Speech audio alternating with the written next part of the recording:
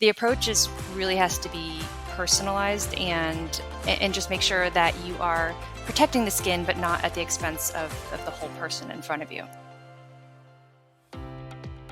Welcome to the Learn Skin podcast with me, Dr. Raja. And me, Dr. Hadar, where we discuss all things skin. Join us as we delve into the art and science of skin health in today's episode. Hey, Raja, can you say the thing I told you to tell them?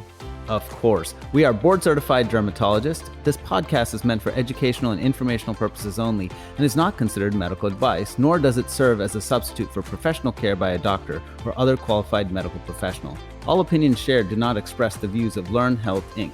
Let's get to the good stuff. Hey, Raja, how are you today? Hey, Hadar, I was thinking that maybe we could shed some light on a few things today.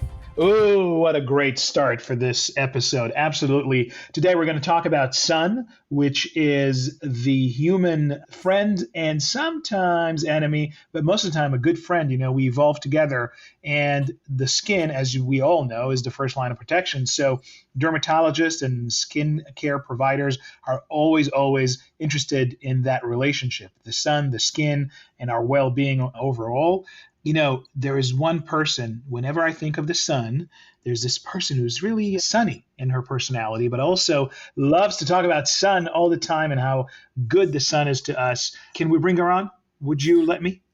Absolutely. Let's do it. So we've got Dr. Katherine Varman. She is a dermatologist, and she's in private practice at Shine Functional Dermatology in Northern California, actually very close to Sacramento, Lincoln area.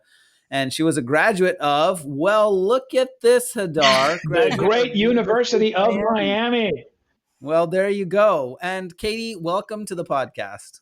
Thank you so much for having me back. Welcome back, KD. It's great to have you. I am so happy always to chat with you about sun and sun protection. And I know that we've heard a lot from you about different approaches to sun protection. Today, we wanted to talk about the topical approach, but it's a whole kind of attitude to your relationship with the sun. So perhaps you can give us an overview. How do you tackle this? Maybe let's take it to the patient care for a second. When patients come in and say, you know, we see a variety of patients. Some of them say, oh my God, I'm not even 1 second in the sun. And the others come in all fried. How do you find that balance when you explain the human relationship with the sun to your patients? I think that's exactly what we do as integrative or functional practitioners and doctors is we're really trying to take that holistic approach and that personalized approach to care. And it goes a little bit against that traditional dermatology, dogma of like no sun is good sun. And so as an integrative practitioner, what we're really looking at is what's best for that person as a whole. And we know that some sun exposure is really important for overall health and wellness. It's associated with, a decreased risk of all-cause mortality and reduced autoimmune and inflammatory disease, et cetera. And so we know that some sun exposure is really important. But from a dermatology perspective, we also know that you overdo it and you get photoaging and skin cancers and all these other things. And so the approach really has to be personalized and just make sure that you are protecting the skin, but not at the expense of the whole person in front of you. So we can talk, if you want, a little bit about how I approach sitting in front of a patient like that is, like you said, burns really easily, or you try to put them in the phototherapy unit and they don't tolerate it, or a vitiligo patient versus, versus the person who's like deeply bronzed and seems to tolerate as much as they can get. So I always do kind of a layered approach. It's not like a one pill, a one topical, a one sunscreen picture. So there's usually unintended, Katie. So there's usually like a topical involved. There's sunscreen appropriately involved. There's sun exposure appropriate. There's diet, and then there's always the supplement for the high risk patient. And so what do you want to start with? Well, perhaps tell us how you think about this, because you mentioned really cleverly that not all patients are the same. So what kind of classes do you have in your mind when you just see the person? Is it just their skin type and that's it? Or is there some behavioral issues, some clues that you glean from the skin? How do you put that into and categorize the patients in front of you? Well, most of us are pretty familiar with what makes up a high risk skin cancer patient. And so those are your patients who've had multiple skin cancers or diffuse actinic damage. Maybe they're immunosuppressed after a transplant. Maybe they had a bunch of sunburns and they're, a type 1 very fair person and they've just had cumulative high exposure, or they just say they burn very easily. And so usually it's the fair people that are going to be the highest risk, and then the people who are immunosuppressed that have the highest risk of photo-induced skin cancer. And so for those patients, you really pull out all the tools. And there are topicals we'll talk about that we do have evidence are photoprotective in the kind of antioxidant and plant extract, anti-inflammatory category. Then there's also sunscreen, of course, which does play an important role, but it's only a part of the topical protection because sunscreen is a measure of protecting against erythema, so sunburn and redness, which is equal to inflammation. What isn't tested when you're looking at the efficacy of a sunscreen is its effect on DNA damage and oxidative stress. It's just not a measurement. So from a topical perspective, you really want to be addressing, both physically blocking things, but then also making sure that you have antioxidant support. And like I said, using all our topical tools. When you talk about erythema and like using ingredients topically, are there ingredients that like they can reduce erythema or reduce the impact of sunlight that could increase the SPF? I've always thought about, when they put antioxidants in or an anti-inflammatory, since the SPF measure is looking at redness, you could probably delay the redness without actually heightening the actual sun protection ingredient in the formulation. But I'm curious if this comes up as a conversation or if you think about this as well, or if you have a different take on it. Yep. I wouldn't say it necessarily comes up in conversation that much, but I'm definitely thinking about it. And that's exactly right. And so, because sunscreen is considered a drug, you're not going to see new sunscreens coming out onto the market because there's just such a huge barrier. But what they're doing is they're using, they call them boosters.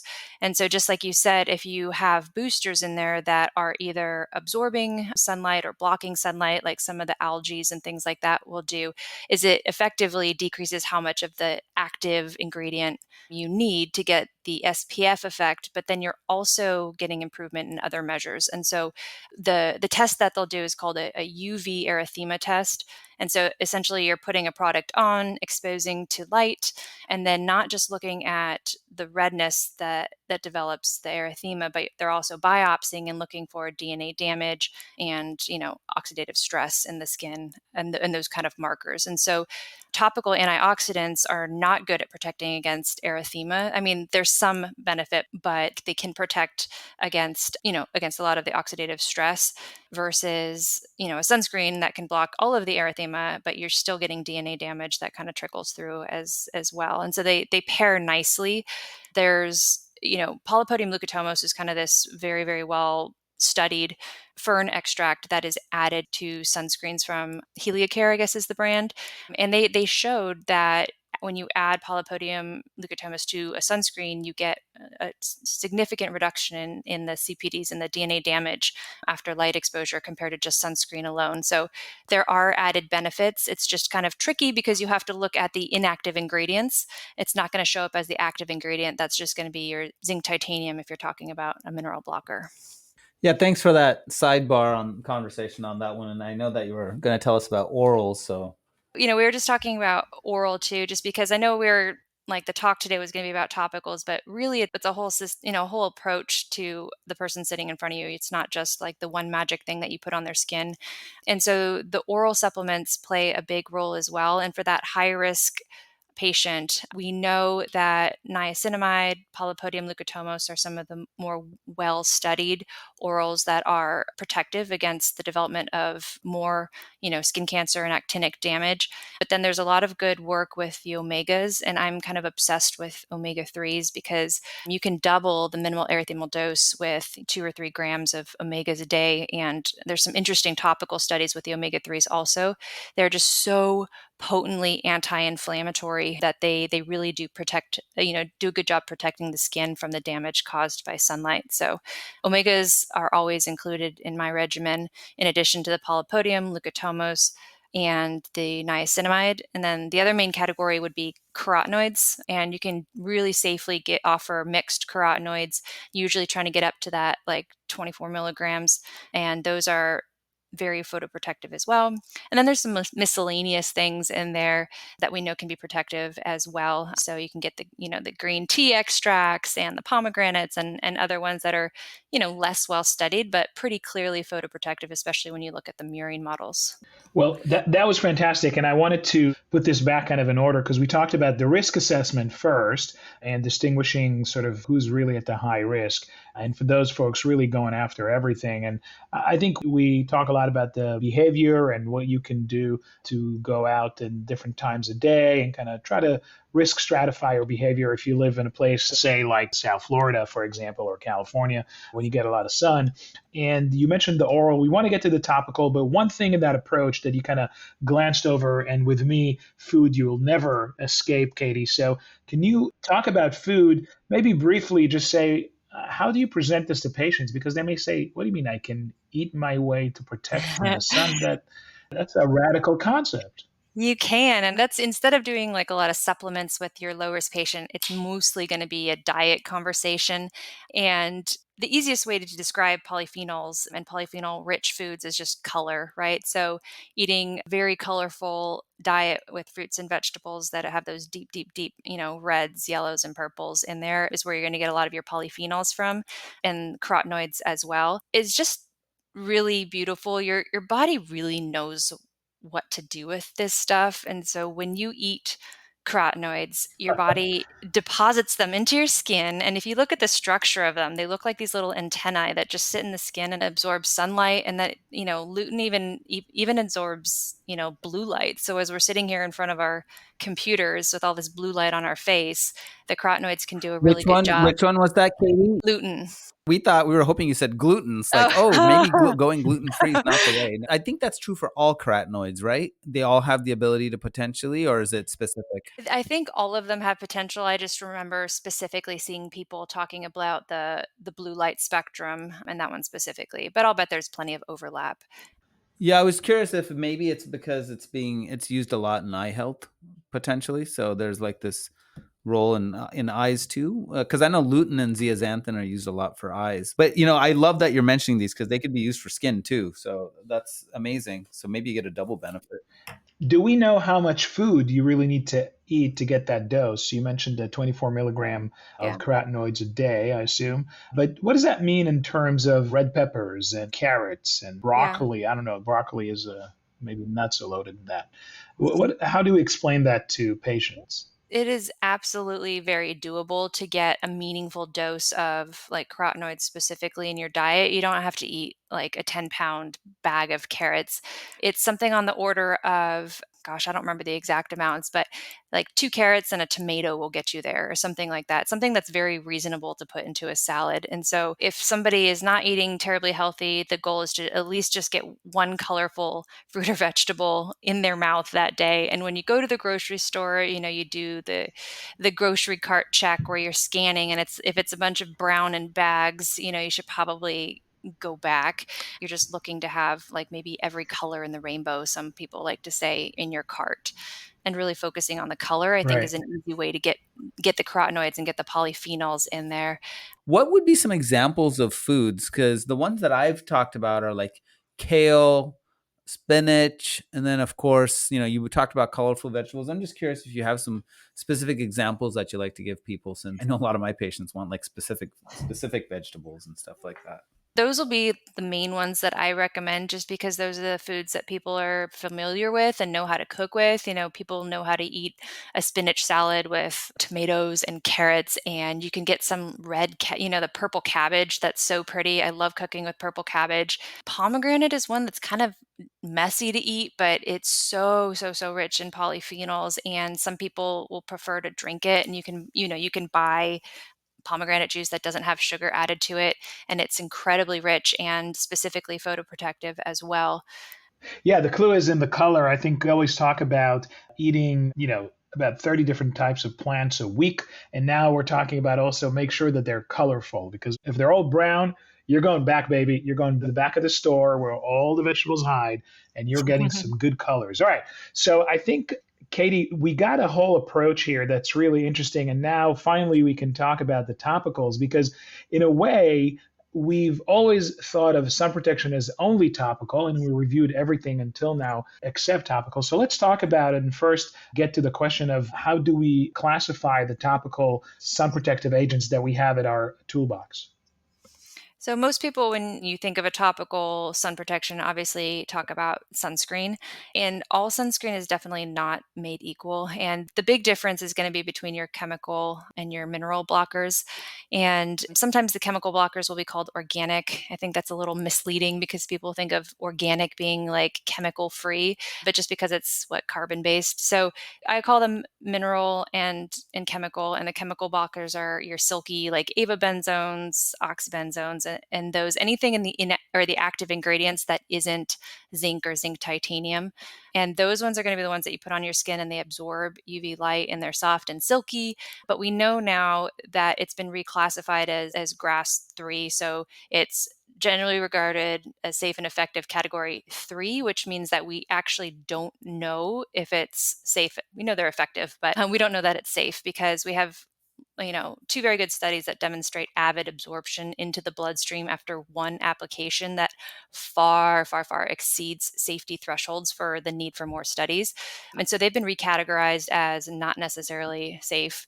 And so for me, I only and always recommend. Katie, I wanted to jump in on this comment because I really appreciate you bringing this up.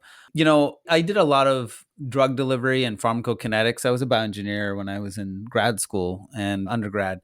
And I think one of the areas which gets totally lost in these absorption studies is that all of these chemical sunscreens are lipophilic, which Mm, means that if you're looking for them in the bloodstream, you're looking in the wrong area. And if you're looking in the urine, they're not supposed to be there preferentially. They'll still go there because there's partitioning.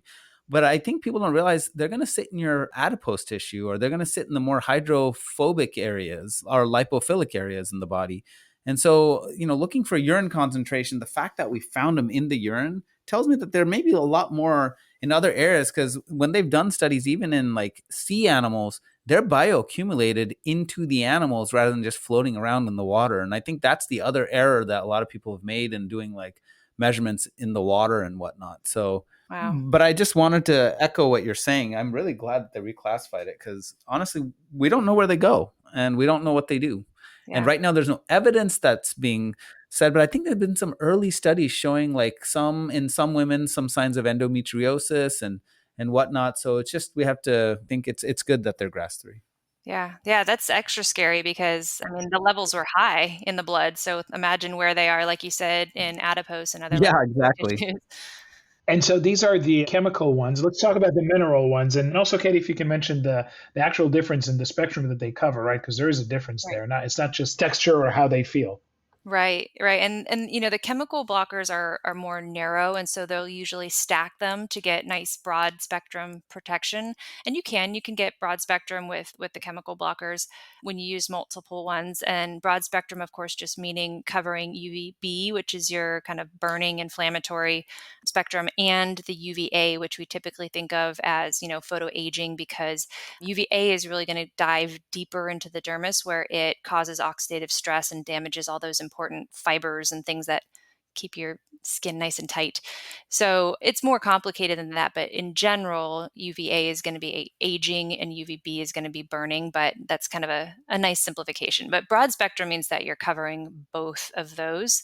And so when you're looking at a mineral blocker, mineral blockers are going to be broad spectrum. And then you can also get mineral blockers that actually have either iron oxide in it or specifically are graded for visible light, which I think is really important too, because we're learning a lot more about the effect of blue light, specifically at that end of the spectrum of visible light, and the aging effects that has as far as hyperpigmentation, and also can cause some oxidative stress. So the mineral blockers with an iron oxide in it, so those are like the tinted ones, are usually the formulas that I recommend, because we all sit in front of our screens and we're all getting probably too much blue light at the wrong times.